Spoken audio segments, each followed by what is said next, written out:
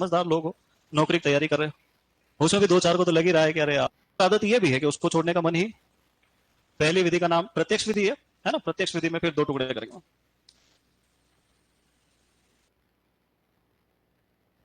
एक बार मैंने समझाया 4-5 साल पहले जब मैं आया था तो रघुनाथपुरा में बच्चों को, तो उन्होंने एप्लीकेशन लिखी मेरे खिलाफ कि ये सर पैसे बचाना चाहते हैं, हालांकि छाछ नहीं पियो, 2 रोटी ज्यादा खाओ नुकसान है, सर हमको खाने पीने में छेड़खानी करते हैं।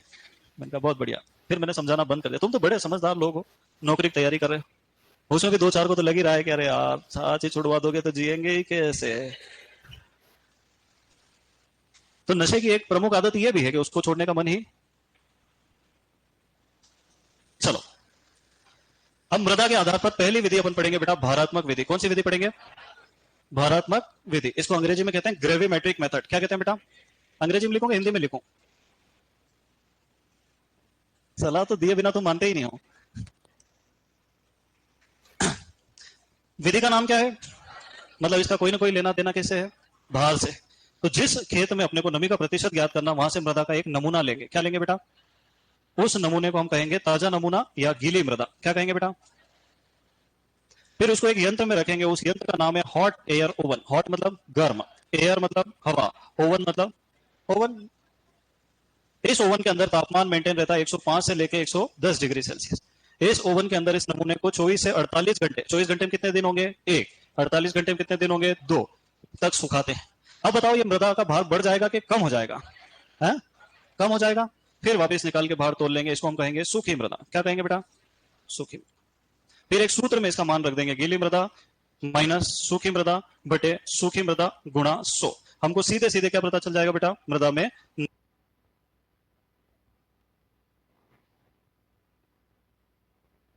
नमी का प्रतिशत क्या पता चल जाएगा। ठीक है, बहुत ही आसान काम। बताओ सबसे पहले क्या करेंगे? मिट्टी का एक नमूना लेंगे। अपना मन हो तो 100 ग्राम का, 200 ग्राम का, 500 ग्राम का, अपनी इच्छा अपने खेत। उसका क्या करेंगे नमूने का? पहले तो वजन तोलेंगे। फिर क्या करेंगे? कौन से ओवन में? Hot air oven. कितनी देर के लिए?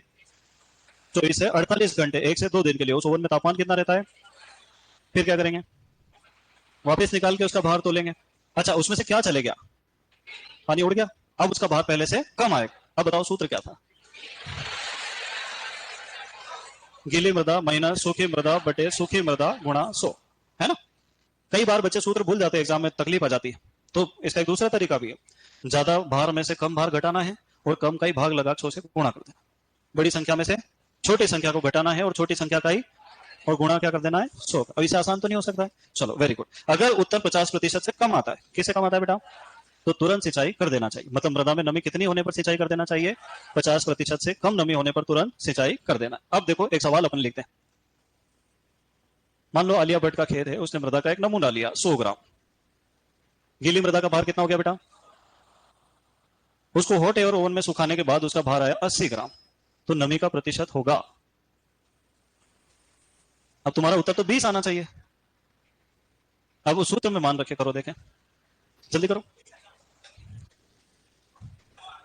है?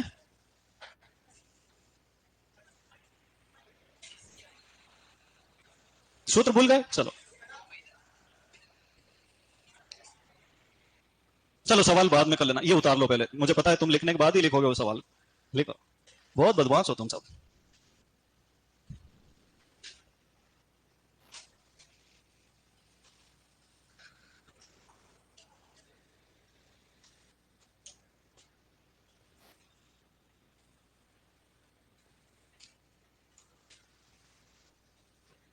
वो कह रहा मेरा आंसर तो माइनस में चला गया। अच्छा है, आंसर ही माइनस में गया बेटा।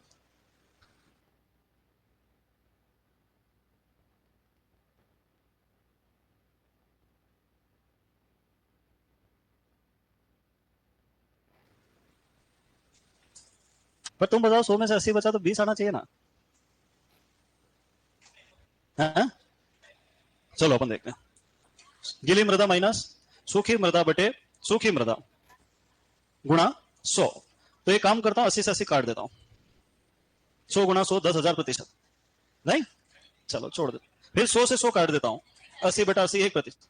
नहीं, ठीक। फिर 100 में से 80 गया, क्या बचा? बटे गुणा ये 2 जीरो गई, 2/8 क्या बचा? 1/4 गुणा 100 बराबर 100/4 बराबर 25%। पर ये 100 में से 80 बचा तो 20 जाना चाहिए ना, है? तो मतलब 20 आना चाहिए कि 25 आना चाहिए? हाँ, तो 25 रहा है। ऐसा इसलिए बेटा कि उस मृदा का वास्तविक भार तो कितना था? 80 ग्राम। मृदा का भार कितना है? 80 ग्राम। अगर उसमें मैं 40 ग्राम यानी 50% नमी मिला देता तो उसका भार हो जाता है 120 ग्राम। पर मैंने उसमें 80 ग्राम का 25% यानी 20 ग्राम नमी मिलाई तो वो हो गया 100 ग्राम। तो मृदा का भार 80 है, इसलिए मृदा के भार का 25% पानी मिला हुआ है, जो कुल कितना हो रहा है? 20 ग्राम।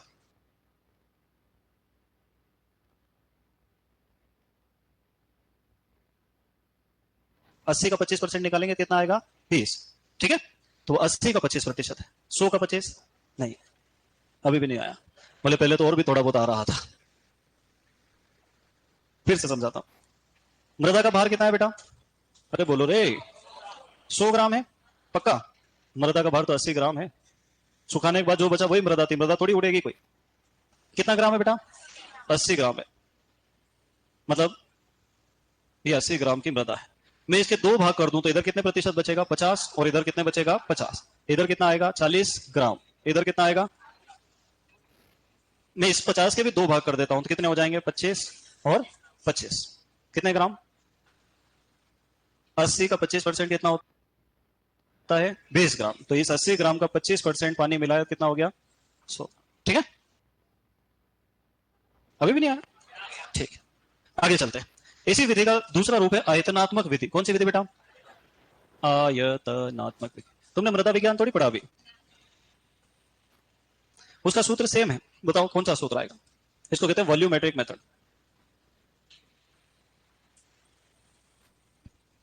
आयतनात्मक विधि, इसमें हम लिखेंगे नमी प्रतिशत बराबर गीली मृदा माइनस सूखी मृदा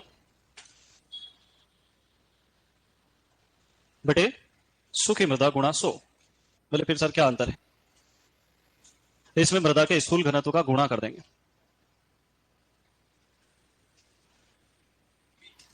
बीडी का, पीडी का नहीं, बीडी का, है ना? ये कौन सी विधि हो गई? आयतनात्मक।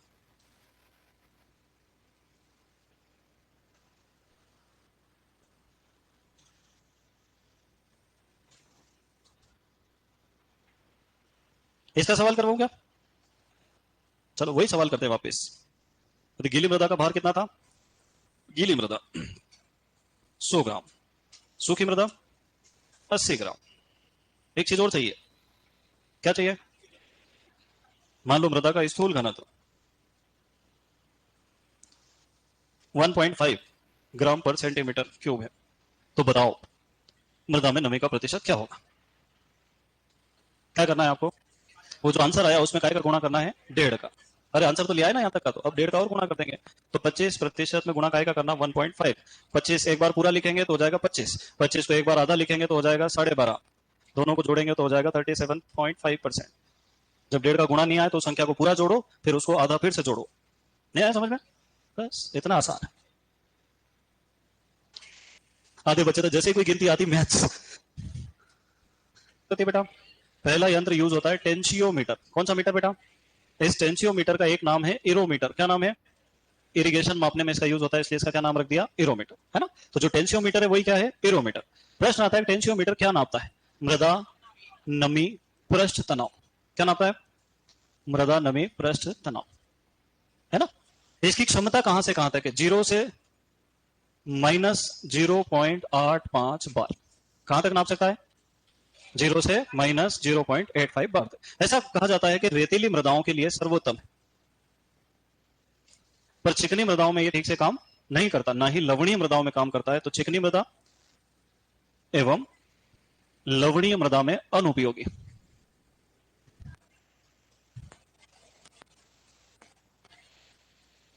अब ये तो याद करने की बात हो गई, समझना इसको थोड़ा सा कॉम्प्लेक्स है, साइंटिफिक मेथड है ना। मुझे एक बात बताओ, तुमने कभी जिंदगी में पृष्ठ तनाव पढ़ा क्या?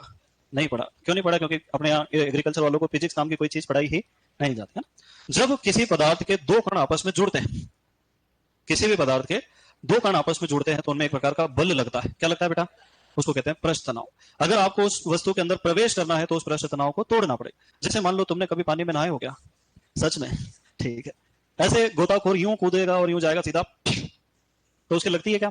नहीं लगती। पर तुम कभी कभी फिल्मी हीरो की तरह आड़े टेढ़े गिर जाते हो, आवाज आती है छपा, और भारत का नक्शा पीठ पे बन जाता है। सही बात है कि नहीं है? क्योंकि वो जो पानी के कण आपस में चिपके हुए हैं, वो एक बल लगा रहे हैं, इसको क्या कहेंगे? पृष्ठ तनाव। अगर ऐसे ही तुम किसी दूध वाली टंकी में गिर जाओ छपाक, तो पहले से ज्यादा लगेगी, क्योंकि दूध का पृष्ठ तनाव पानी से। और किसी शहद के बर्तन में गिर गए तो श्रीलंका का नक्शा भी बन सकता है। और डामर में गिर गए तो, और पक्के सीमेंटेड फर्श पे गिर गए तो और ज्यादा लगेगी। मतलब जैसे जैसे कणों का आकार कम होता जाता है, पृष्ठ तनाव बढ़ता जाता है। रेत में गिर गए तो कम लगेगी, और चिकनी मिट्टी के खेत में गिर गए तो ज्यादा लगेगी, है ना?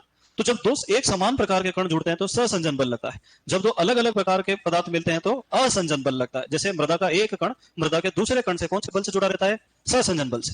मृदा का कण पानी के कण से किस बल से जुड़ा रहता है? असंजन बल से। और ये दोनों बल मिलकर मृदा की जल धारण क्षमता का निर्धारण करते हैं। ठीक है, अब इसको दूसरे शब्दों में समझते हैं। अगर मान लो मुझे इस बोर्ड के अंदर मुक्का मारना आर पार, तो मुझे इसका पृष्ठ तनाव तोड़ना पड़ेगा। अगर किसी कागज के अंदर हाथ घुसाना है तो उसका पृष्ठ तनाव तोड़ना किसका ज्यादा है? बोर्ड का ज्यादा है ना? एक बार क्या हुआ, हरे राम काका से मेरी लड़ाई हो गई। अब बुजुर्ग आदमी यार कुछ तो भी बोल देते हैं, पुराने वाले उनके जो है क्रियाएं अभिक्रियाएं उपसर्ग प्रत्यय खराब ही रहते हैं हमेशा। अब मैं गुस्से वाला आदमी, मैंने कहा आ जाओ मैदान में। उन्होंने कहा कि अपना खेत ही अपना मैदान है, 5 बजे आ जाना टाइम से। मैंने कहा ठीक है कोई बात। अब मैं जैसे ही गया हरे राम काका के पास, वो फावड़ा लेके खड़े। और कोई किसान अगर फावड़ा लेके खड़ा है तो उसके पास, हाँ, बंदूक लेके खड़ा जा सकते हैं फावड़े में। उनको थोड़ी पता है कि मैं जूडो कराटे जानता हूँ।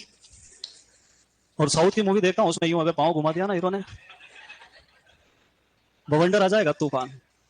तो मैंने पूरी अपनी एनर्जी को इकट्ठा किया और जमीन में यूं करके हाथ मारा, ऐसे खेत पड़ जाएगा। अरे राम काका धरती में समझ आए। पर ये फिल्मी दुनिया, क्या होगा? हाथ की सारी उंगलियां टूट, क्योंकि मृदा का पृष्ठ तनाव ज्यादा होता है। अच्छा मान लो खेत गीला होता, सिंचाई किया होता, तो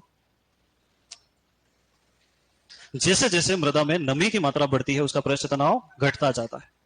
जैसे जैसे मृदा में नमी की मात्रा बढ़ती है उसका पृष्ठ तनाव घटता है।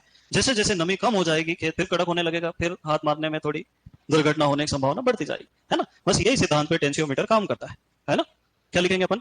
लिखते जाओ। जैसे जैसे मृदा में नमी की मात्रा बढ़ती है, वैसे वैसे उसका पृष्ठ तनाव घटता है। टाइम हो गया यार, ये टाइम इतना जल्दी क्यों हो जाता है रोज? हम्म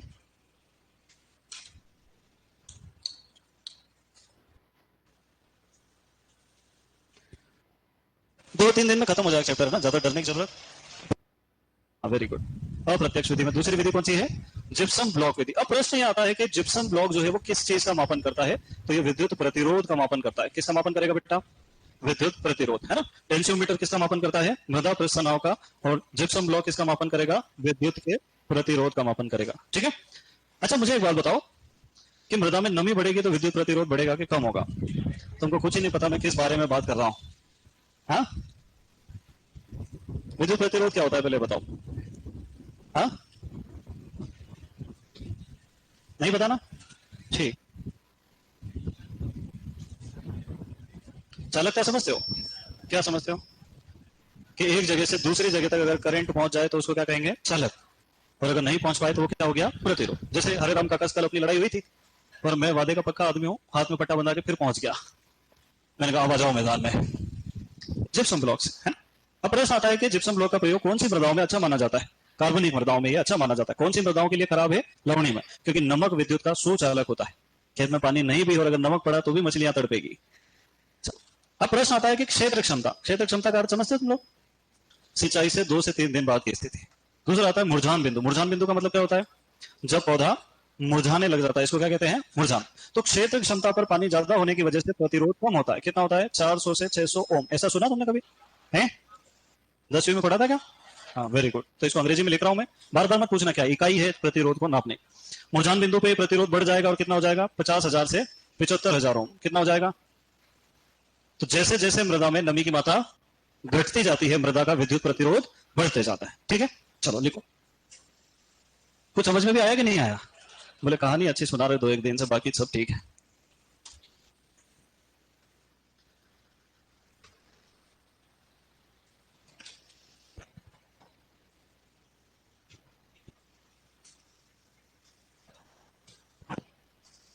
लगेगा कि कितनी जोर से खींचा जा रहा है। इसकी अधिकतम क्षमता कितनी है? 0 से -0.85 बार। ठीक है। फिर ये होता है जिप्सम ब्लॉक। क्या होता है बेटा? जिप्सम समझते हो तुम? पीओपी, प्लास्टर ऑफ पेरिस, उसी को क्या कहते हैं हम लोग? जिप्सम। जो अपने हाथ में पट्टा बंधा है वो काय का है? जिप्सम का है ना। तो मृदा में एक जगह एक इलेक्ट्रोड लगाते हैं, दूसरी जगह दूसरा इलेक्ट्रोड लगाते हैं, इधर से करंट छोड़ते हैं और इधर से वापस नापते हैं कितना पहुंचा। अगर गीली मृदा रहेगी तो पूरा पहुंच जाएगा। जैसे जैसे मृदा में नमी की कम होगी, करंट पहुंचना भी कम हो जाएगा। इसी को कहते हैं विद्युत प्रतिरोध। क्या कहते हैं?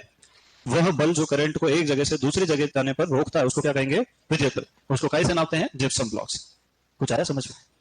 3 न्यूट्रॉन नमी मीटर। इससे काली मृदाओं में नमी ज्ञात की जाती है, मनुष्य के स्वास्थ्य के लिए हानिकारक होती है और इस विधि का प्रयोग काली मृदाओं में किया जाता है। ध्यान से समझोगे ना तो एक ही बार में समझ में आ जाएगी, और अगर एक बार तुमने मिस कर दिया तो फिर 10 बार समझाने के बाद भी समझ में नहीं आएगी। इसका नाम है IWCPE अनुपात।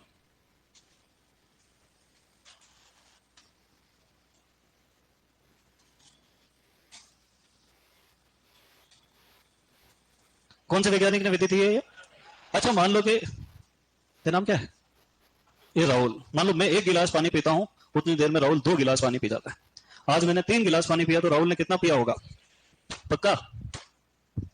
घनश्याम, मुझे ऐसा लग रहा है इसका शिकार करना पड़ेगा किस दिन, नहीं तो मास्टर लोग बीमार करेगा ये। 1.5 गिलास बोले सर रोज 1 कटोरा। अरे एक बर्तन है क्या? हाँ, इस बर्तन का नाम है क्यूमुलेटिव पेन एवोपोरीमीटर। बताओ क्या है? शॉर्टकट में क्या कहते हैं इसको? सीपी। ये जो सीपी बर्तन है ये यहां से लेके यहां तक इसकी जो चौड़ाई है 1.27 मीटर है। कितनी बेटा? मतलब बड़ा भगोना है। परिहार ने बनाया, एक ड्रम था उसको काट दिया, ऊपर जाली लगा दी। जाली क्यों लगाई? गाय पानी पी जाएगी, सारा वाष्पीकरण गड़बड़ हो जाएगा। अब वो परिहार ने इसको छत पे रख दिया, पानी भर दिया और इसमें एक स्केल लगा दिया अंदर की तरफ। उसने देखा कि आज 2 सेंटीमीटर पानी कम हो गया, तो वाष्पीकरण कितना हुआ? कल धूप पड़ी तेज, 3 सेंटीमीटर कम हो गया, तो वाष्पीकरण कितना हुआ? गर्मियों में 5-5 सेंटीमीटर पानी उड़ जाता है। तो वाष्पीकरण नापने का अच्छा यंत्र यही हो सकता है। इसमें बिजली की आवश्यकता है क्या? कैलकुलेशन करना पड़ता है क्या? रोज सुबह भर दो, शाम को वापिस देख लो। अरे अच्छी चीज है कि खराब चीज है? फिर उनको अचानक एकदम से दिमाग में ख्याल आया कि जब ये बर्तन में से कम ज्यादा पानी उड़ता है तो फसलों में भी तो कम ज्यादा उड़ता होगा। फिर क्या जैसलमेर में भी 21 दिन और कोटा में भी 21 दिन? CRI सही बात है कि गलत बात है? कहने वाले कह देते हैं कि 21 दिन में सिंचाई कर दो, तो जैसलमेर में 21 आने ही नहीं देंगे गेहूं पहले ही। तो उन्होंने इस बर्तन को पहले धान के खेत में रखा। काय में रखा बेटा? उन्होंने देखा कि जितनी देर में इस बर्तन से 1 सेंटीमीटर पानी उड़ता है, अब वो देर अलग अलग हो सकती है, गर्मियों में जल्दी जल्दी उड़ेगा और सर्दियों में धीरे धीरे उड़ेगा, पर जितनी देर में इसमें से 1 सेंटीमीटर पानी उड़ता है, धान का पौधा कितना उड़ा देता है? मतलब मान लो आज सुबह से शाम तक इस बर्तन में से 1 सेंटीमीटर पानी उड़ा, तो धान के पौधे ने कितना उड़ा दिया? फिर उन्होंने प्रयोग कल किया, कल बर्तन में से 2 सेंटीमीटर पानी कम हुआ, धान ने कितना उड़ा दिया? 2.4। जैसे मेरे 1 गिलास पीने पर राहुल 2 गिलास पी रहा था, वैसे ही ये 1.2 गुना ज्यादा पानी उड़ा रहा है। उनको बड़ा ताज्जुब हुआ कि यार ये तो बर्तन से भी तेज निकला। उन्होंने गेहूं के खेत में रखा, उन्होंने देखा जितनी देर में बर्तन से 1 सेंटीमीटर पानी उड़ता है, गेहूं का पौधा मात्र 0.9 सेंटीमीटर पानी उड़ाता है। कौन ज्यादा उड़ा रहा है? हाँ पक्का? फिर उन्होंने मक्का के खेत में रखा, जितनी देर में बर्तन 1 सेंटीमीटर पानी उड़ा रहा है, मक्का 0.6। उन्होंने कुसुम के खेत में रख के देखा, तो उनके दिमाग में ख्याल आया कि यार ये कुसुम जितना पानी उड़ाती है, धान इससे 3 गुना पानी उड़ा देती है उतने ही समय में। कुछ कुछ समझ में आया? कि अपन अब क्या करेंगे? खेत में ही बर्तन रख देंगे।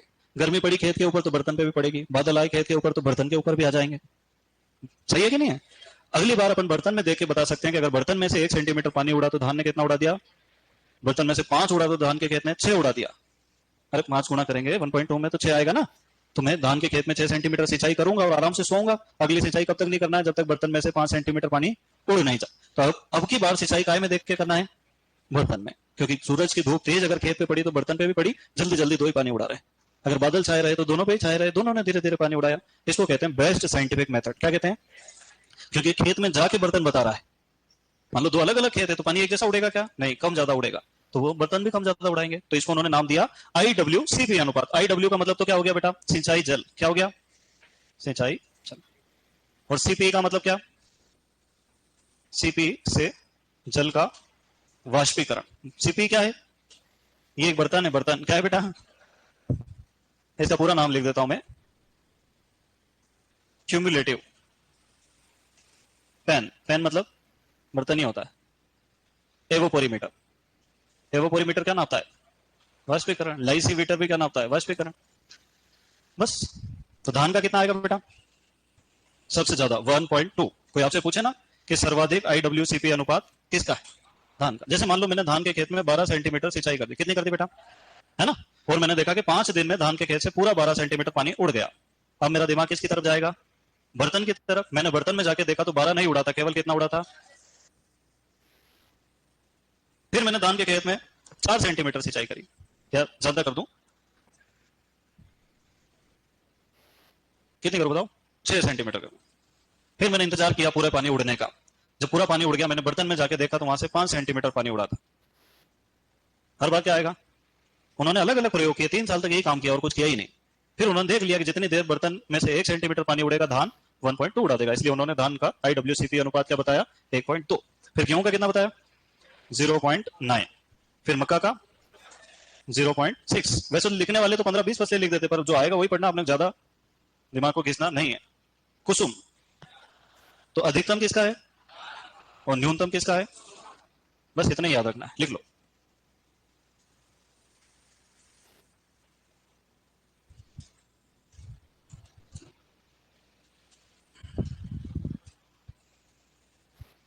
देखो, बचपन से कई बार क्या होता है कि हम जिस स्कूल में पढ़ते हैं ना, वहां अपने को कुछ लोग डिमोटिवेट करते रहते हैं बचपन से कि तुम तो मूर्ख हो, तुम्हारे समझ में आता नहीं है, और तुम्हारे बाप दादा नहीं पढ़े तो तुम क्या पढ़ लोगे। इस टाइप की बातें होती है। जैसे आदमी के अवचेतन मन में वो बात बैठ जाती है कि मैं सीखने समझने की क्षमता कमजोर है, मेरी याददाश्त कमजोर है। मुझे पता था। अगर गेहूं में कितना पानी दिया बेटा? 5 सेंटीमीटर पानी दे दिया, है ना? अब गेहूं में से एक उड़ेगा, नहीं, उल्टा सिस्टम करना पड़ेगा। बर्तन में से 1 सेंटीमीटर उड़ा तो गेहूं में से कितना उड़ेगा? बर्तन में से 2 उड़ गया तो गेहूं में से 1.8। बर्तन में से 3 उड़ा तो, बर्तन में से 4 उड़ा तो 9 चौक 36, 9 पंजे लगभग 5.5 सेंटीमीटर। ठीक है? जब बर्तन में से 5 उड़ेगा तब गेहूं 4.5 उड़ाएगा। गेहूं कम उड़ा रहा है बर्तन से, है ना? तो बर्तन में पानी की मात्रा ज्यादा कम करना पड़े। तो जब बर्तन में 5 सेंटीमीटर से अधिक पानी उड़ेगा तब जाके अगली सिंचाई करना है। नहीं समझे? कोई गणित समझ में नहीं आता तो उसको ऐसे ही करा करोगे। अगर 1 आएगा तो ये, तो 2 आएगा तो फिर ऐसा, 2 आ गया 3 में 4। चलो चले आगे। अब लिखो, सिंचाई के समय के निर्धारण की सर्वोत्तम वैज्ञानिक विधि IWCP अनुपात है, किंतु सर्वोत्तम व्यवहारिक विधि क्रांतिक अवस्था के आधार पर। लिखो, देखें। नहीं लिख पाओगे? लिखो, सिंचाई के समय के निर्धारण की, सिंचाई के समय के निर्धारण की सर्वोत्तम वैज्ञानिक विधि कौन सी है? IWCP अनुपात। सिंचाई के समय के निर्धारण की सर्वोत्तम वैज्ञानिक विधि IWCP अनुपात है। कैसे लिखोगे? IW/CP अनुपात है, जबकि सर्वोत्तम व्यवहारिक विधि, जबकि सर्वोत्तम व्यवहारिक विधि बताओ कौन सी है? क्रांतिक अवस्था के आधार पर है। बहुत बढ़िया, शाबाश। 2028। सिंचाई के समय के निर्धारण की सर्वोत्तम वैज्ञानिक विधि IWCP अनुपात है, जबकि सर्वोत्तम व्यवहारिक विधि क्रांतिक अवस्था के आधार पर है। अच्छा, उधर क्या हुआ कि एक बच्चा लिख रहा सुन सुन के, दूसरा उसको देख रहा, तीसरा उसको देख रहा, चौथा उसको देख रहा, एक लाइन भी नहीं कंप्लीट हुई। खुद पे भरोसा करो बेटा, वो कब तक साथ दे पाएगा? ज्वाइनिंग लेटर तो खुद लेने जाना पड़ेगा। हाँ? इस लाइन का मतलब बताओ मुझे, कुछ समझ में आया? नहीं आया? अरे इसका मतलब ये है कि अगर आप वैज्ञानिक हो तो आपको किस विधि का प्रयोग करना है, और अगर आप किसान हो तो समझ गए? और अगर आप सुपरवाइजर हो तो आपको खेती नहीं करना, आपको नौकरी करना है। चले आगे। कुछ समझ में आ रहा है? अब मैं जो टॉपिक तुमको पढ़ाने जा रहा हूं, पढ़ोगे नहीं तो ऐसे क्यों देख रहे हो जैसे कहीं बहुत खतरनाक? तुम मुझे एक बात बताओ कि 12वीं में तुमने कभी ऐसा कोई मृदा आयतन नाम का कोई सा टॉपिक पढ़ा क्या है? 11th में सेकंड चैप्टर नहीं पढ़ा? मृदा के द्वारा घेरा गया स्थान क्या कहलाता है? तो ऐसा माना गया है कि मृदा आयतन का आधा भाग तो ठोस पदार्थ ने घेर रखा, और जो आधा भाग ठोस पदार्थ ने नहीं घेर रखा है उसको कहते हैं रंध्रावकाश। क्या कहते हैं बेटा? कोई बालक च्युइंगम खा रहा है और उसकी बदबू यहां तक आ रही है, और मैं उसको जानता हूं, पर मैं ये भी जानता हूं कि अगर मैंने उसको उठा बाहर भेजा तो 5,000 रुपए का फाइन लगेगा सीधे। चलो, तो मृदा में जितनी जगह घेर रखी है वो जगह क्या कहलाती है? मृदा आयतन, है ना? उसका आधा भाग यानी 50% आयतन तो किसने घेर रखा है? ठोस पदार्थों ने, और 50% जगह खाली है जिसको क्या नाम दिया गया? तो मृदा आयतन का वह भाग जो ठोस कणों के द्वारा नहीं घेरा गया उस स्थान को क्या कहेंगे? रंध्रावकाश, खाली स्थान, है ना? अब ये जो ठोस पदार्थ है ये दो प्रकार के होते हैं। कितने प्रकार के होते हैं बेटा? पहले वाले कहलाते हैं मृदा खनिज। क्या कहलाते हैं? इस 50 में से 45% जगह किसने घेर रखी है? खनिज। और दूसरे होते हैं कार्बनिक पदार्थ। कौन से पदार्थ होते हैं बेटा? ऐसा पढ़ा है तुमने कभी? कब पढ़ा था? 12वीं पढ़ा था? वैसे तो सोइल वाले पढ़ाएंगे, पर मैं हल्का फुल्का समझा देता हूं। अब मृदा खनिज का मतलब क्या? वे कण जो चट्टानों के टूटने से बने हैं वो क्या कहलाएंगे? मृदा खनिज, है ना? चट्टानें टूटती है, पत्थर बनते हैं, पत्थर घिसते हैं तो कंकर बन जाते हैं, और घिसते घिसते घिसते घिसते घिसते घिसते घिसते जब 2 mm से छोटे हो जाते हैं तो इनको मृदा कण कहते हैं। क्या कहते हैं बेटा? और घिस घिस के छोटे हो गए तो ये रेत से सिल्ट, और सिल्ट से क्ले कहलाते हैं। मतलब अंतर सिर्फ किस चीज का है? आकार का। मूल पदार्थ एक ही होता है ना? तो रेत, सिल्ट और क्ले। रेत सिल्ट को लिखते हैं मटियार, क्या लिखते हैं बेटा? और क्ले को लिखते हैं मृतिका, क्या लिखते हैं? अंग्रेजी में क्या कहते हैं? सैंड, सांड नहीं लिखा है ना? सिल्ट और क्ले, ये तीनों पदार्थ एक ही चीज से बने, है ना? सबसे पुराने ज्यादा घिस गए वो क्या कहलाएंगे? क्ले। जो थोड़े कम घिसे वो क्या? सिल्ट। ये बड़े बड़े रहे और इनसे भी बड़े हो वो पदार्थ एक ही है, अंतर किस चीज का है? आकार। अच्छा, कार्बनिक पदार्थ कहां से आते हैं? पादप या जंतुओं के मुख्य पदार्थ या बाय प्रोडक्ट, जैसे गोबर, फसल अवशेष, ये सब बाय प्रोडक्ट्स कहलाते। पर भैंस खुद ही मर के निपट गई तो वो मुख्य पदार्थ है ना? तो चाहे पादप या जंतु से जो भी पदार्थ निकलेगा वो सब क्या कहलाता है? कार्बनिक। इनकी मात्रा 1 से 5% तक हो सकती है। अब रंध्रावकाश वो स्थान जो ठोस कणों ने नहीं घेरा है, इसको अपन दो भागों में बांटते हैं। एक बड़े रंध्र, बड़े को हिंदी में क्या कहते हैं बेटा? वह। और जो छोटे होते हैं उनको क्या कहते हैं? सूक्ष्म। पर एग्रीकल्चर वाले ऐसे समझते नहीं, उन्होंने बड़े रंध्रों का नाम रखा है अकेशीय। क्या नाम रखा है? और छोटे वालों का क्या रख दिया? केशीय, है ना? तो जो सूक्ष्म रंध्र है वही कौन से रंध्र है? केशीय रंध्र है, छोटे वाले। और जो वृहद रंध्र है वही क्या है? अकेशीय रंध्र। अब देखो, मृदा जो है वो विभिन्न आकार के कणों का मिश्रण है, जिसमें सबसे बड़े वाले कण क्या कहलाते हैं बेटा? रेत कहलाते हैं। क्या कहलाते हैं? उनसे जो छोटे कण है वो क्या कहलाएंगे? अरे क्या कहलाएंगे? और सबसे छोटे वाले कण क्या कहलाएंगे? क्ले। मान लो ये पहले वाले रेत के कण है और ये हरे वाले सिल्ट के कण है। किसके कण है बेटा? सिल्ट के कण।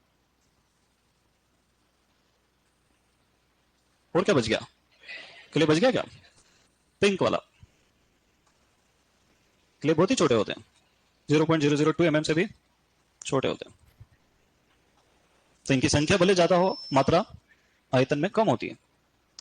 अच्छा, और कार्बनिक पदार्थ भी तो होते हैं। कार्बनिक पदार्थ अनिश्चित, देखो रेत, सिल्ट, क्ले तीनों मृदा कण हमेशा गोलाकार होते हैं। कैसे होते हैं बेटा? क्योंकि घिस घिस के बने, और घिस घिस के अगर कोई चीज बनी तो वो गोल हो ही जाती, ठीक है? पर जो कार्बनिक पदार्थ है वो अनिश्चित आकार के होते हैं। कैसे होते हैं? अनिश्चित मतलब उनका कोई निश्चित आकार ही नहीं होता है, इनको कहते हैं अनिश्चित आकार। ये है मृदा। और जो खाली जगह दिख रही है बैकग्राउंड में पीछे पीछे, नहीं दिख रही? देखो एक बार ध्यान से, अभी भी नहीं दिख रही? अब देखिए, ये खाली जगह क्या कहलाएगी बेटा? रंध्रावकाश। मृदा आयतन का वह भाग जो ठोस कणों के द्वारा घेरा नहीं गया है क्या कहलाएगा? बोलो रे, ये तो ठोस कण है ना, दिख रहा है?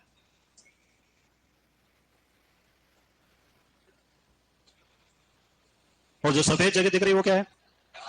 रंध्रावकाश, है ना?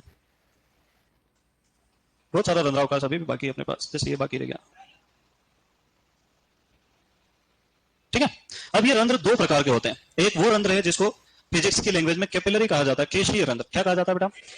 केशी का क्या है? एक बहुत पतली सी नलिया, जैसे मान लो अपन पेन में से रिफिल निकाल ले, उसकी वो निब है उसमें से इंक खाली कर दें और उसको जब पानी की बाल्टी में हम डुबाएंगे और वापस ऊपर उठाएंगे तो उसका पानी वापस बाहर निकल जाएगा, पर आखिरी में थोड़ा सा पानी बच जाएगा, आधा सेंटीमीटर जितना। वो गुरुत्वाकर्षण के बाद भी नीचे नहीं जाता। अगर उससे थोड़ी सी पतली नली लेंगे तो आधी भर जाएगी, और पतली लेंगे तो उसको एक बार पानी में डुबा दो, उसको कैसे भी इधर उधर हिलाओ, उसमें से पानी नीचे नहीं टपकेगा, क्योंकि उस नली के अंदर की सतह और पानी के बीच में असंजन बल लगता है जो गुरुत्वाकर्षण से ज्यादा मात्रा में होता है, और इस कारण उसमें पानी फंस जाता है, गुरुत्वाकर्षण के बाद भी नीचे नहीं जाता है। तो जो छोटे छोटे रंध्र होते हैं वहां पर जो पानी जाता है वो फंस जाता है। किस कारण से फंस रहा है बेटा? गुरुत्वाकर्षण के कारण रुक जाता है। देखो ये क्या है, इसके अंदर क्या है?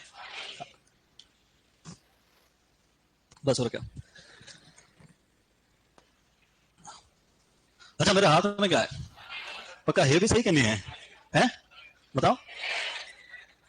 है यार, अब है, अब है, अब है। वैसे तो पानी को गुरुत्वाकर्षण के नीचे चले जाना चाहिए, फिर भी मेरे हाथ में चिपक रहा है। ये इसलिए क्योंकि हाथ के और पानी के बीच में एडेशन लग रहा है, जिसको हम क्या कहते हैं? असंजन बल। दो विभिन्न प्रकार की सतहों के बीच लगने वाला बल। अब ये असंजन बल की मात्रा गुरुत्वाकर्षण से ज्यादा है, इस कारण पानी यहाँ पर चिपक गया। गुरुत्वाकर्षण के बाद भी नीचे नहीं जा रहा है। ज्यादा पानी डालूंगा चला जाए, क्योंकि ज्यादा कणों पे ज्यादा गुरुत्वाकर्षण लगे।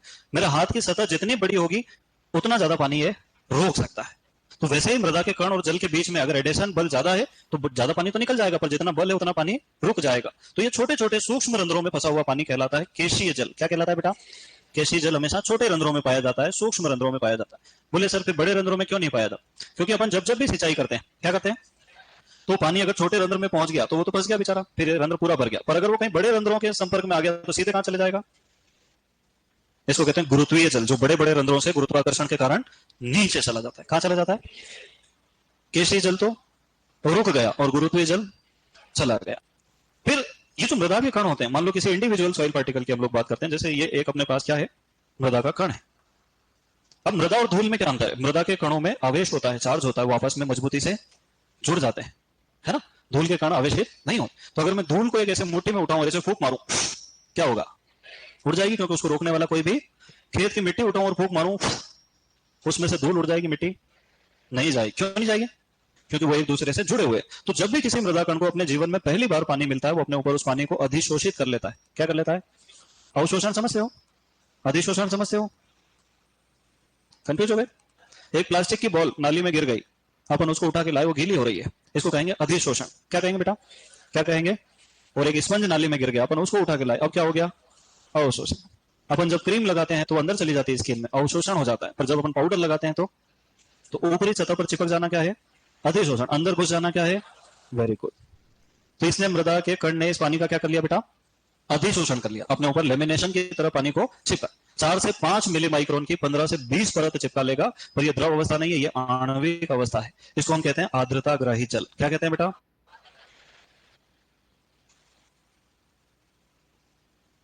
देखो, जो मृदा के कण के ऊपर चिपका है, जो द्रव अवस्था में नहीं है, आणविक अवस्था में, वो जल क्या कहलाता है? सबसे पहले तो अपन देंगे तो मृदा के कणों को आर्द्रता। फिर अपन ने और पानी दिया, कुछ पानी फंस गया, यहाँ पर रुक गया, इसको अपन ने क्या नाम दिया? जो सूक्ष्म रंध्रों में फंस जाता है वो क्या है? और जो गुरुत्वाकर्षण के कारण नीचे चला गया, ये क्या है? गुरुत्वीय जल। तो बताओ मृदा जल कितने प्रकार का? पक्का कुछ समझ में आया कि नहीं आया? सच बताओ, आ गया? नहीं आया तो रट लेना। फिर 2 तरीके, एक बार समझ लो, समझ में आया तो बहुत अच्छी बात है, जल्दी रटा जाएगा, और नहीं आया तो देर से। तो अपन क्या लिखेंगे? मृदा जल के प्रकार। क्या लिखेंगे बेटा? मृदा जल के प्रकार। अब मृदा जल के कितने प्रकार लिखेंगे? 3 प्रकार। पहला प्रकार क्या लिखेंगे?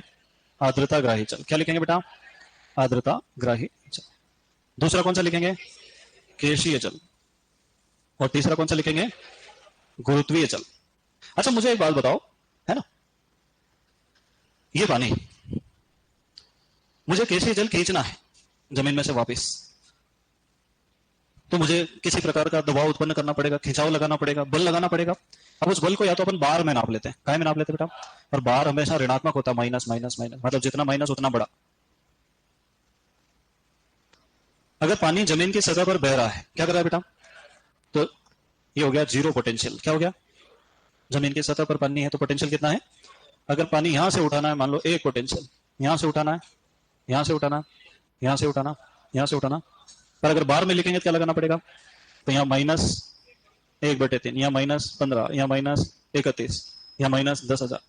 तो इसलिए अपन बार नहीं लिखेंगे, अपन लिखेंगे वायुमंडलीय दाब। क्या लिखेंगे? बार और वायुमंडलीय दाब लगभग बराबर है, पर इसको हमेशा पॉजिटिव में लिखते हैं। यहाँ क्या लिख देंगे? 1/3, यहाँ क्या लिख देंगे? 15, यहाँ क्या लिख देंगे? 31, यहाँ क्या लिख देंगे? माइनस लगाने की झंझट खत्म। ठीक है। तो पानी अगर यहाँ है तो इसको उठाने के लिए कोई ताकत, थोड़ा सा नीचे है या थोड़ा सा कठिनाई से उठा रहे हैं तो 1/, और कठिनाई से उठा रहे हैं और कठिनाई, जितना पानी कम होता जाएगा, नीचे जाता जाएगा, उसको खींचने में लगने वाला बल भी उतना ज्यादा लगाना पड़ेगा। तो अपन इन तीनों प्रकार के पानी के बारे में पढ़ी है ना। आर्द्रता ग्राही जल को हम कहते हैं हाइग्रोस्कोपिक वाटर। क्या कहते हैं बेटा? अच्छा, ये मृदा कणों द्वारा अधिशोषित जल है। कैसा जल है बेटा? जो आणविक रूप में उपस्थित होता है ना। किस रूप में होता है बेटा? याद रखना, द्रव अवस्था में कौन सा जल नहीं होता है? आर्द्रता ग्राही जल। किस अवस्था में होता है? आणविक रूप में, जिसे पौधे प्राप्त नहीं कर सकते। कौन कर सकता है? सूक्ष्म जीव। कौन प्रयोग कर सकता है इसका? सूक्ष्म जीव। कौन से जल का प्रयोग कर सकते हैं?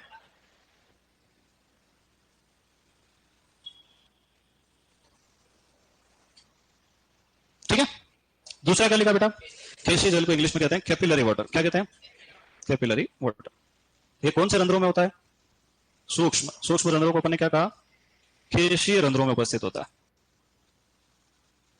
जब अपन सिंचाई करते हैं 2 से 3 दिन बाद केवल कौन सा पानी मृदा में बच जाता है? केश, क्योंकि गुरुत्वीय जल तो गुरुत्वाकर्षण के कारण नीचे चला जाता है ना। पौधों को प्राप्त होता है क्या? पौधों को प्राप्त होता है। पर इस बात में कितनी सच्चाई है? 50%। कहां से कहां तक प्राप्त होता है? 1/3 से 15, माइनस लगाना पड़ेगा बार में, इसलिए क्या लिख रहे हैं? एटीएम तक नहीं लगेगा। बार में करेंगे तो लगेगा, बार नहीं लगाएंगे तो नहीं लगेगा, है ना। इसको कहते हैं उपलब्ध जल। तो उपलब्ध जल किसका प्रकार है बेटा? केशीय जल का 50% पार्ट क्या कहलाता है? उपलब्ध। वो पानी जो गुरुत्वाकर्षण बल के कारण नीचे चला गया, जिसको किसी ने रोका ही नहीं, या तो मृदा सतह पर बह रहा है, नदियों में, नालियों में, वो सब जल क्या है? गुरुत्वीय जल है ना। ये स्वतंत्र जल कहलाता है। क्या कहलाता है? स्वतंत्र जल। ये मृदा क्षरण करता है। कोई पूछे ना, मृदा क्षरण के लिए जिम्मेदार कौन सा जल होता है? गुरुत्वीय। केशीय जल तो बेचारा खुद ही फंसा पड़ा है। मृदा क्षरण का प्रमुख कारण कौन सा जल है? गुरुत्वीय जल। अब सबसे ज्यादा डाउट क्या आता है बच्चों को कि ये कितने वायुमंडलीय दाब पर होता है ना। तो अगर 1/3 एटीएम लिखूं पॉजिटिव में, तो इसको क्या लिखेंगे अपन? कम दबाव लगाना पड़ेगा। इसको खींचने के लिए कोई ताकत लगती ही नहीं है ना। कैपिलरी को खींचने के लिए कितनी लगती है? 1/3 से 31 तक। कितनी लगती है? और 31 से भी ज्यादा ताकत लगाना पड़े, मतलब समझना ये भी खत्म हो गया और ये भी खत्म हो गया। हो गया टाइम? तुम्हारा टाइम इतनी जल्दी कैसे हो जाता है यार। चलो लिख लो। ये लिखोगे क्या? ये थोड़ी लिखना है? ये डायग्राम तो नहीं बनेगा तुमसे? बना लोगे? चलो लिखो फिर। अब तुम मान नहीं रहे हो तो क्या कर सकते?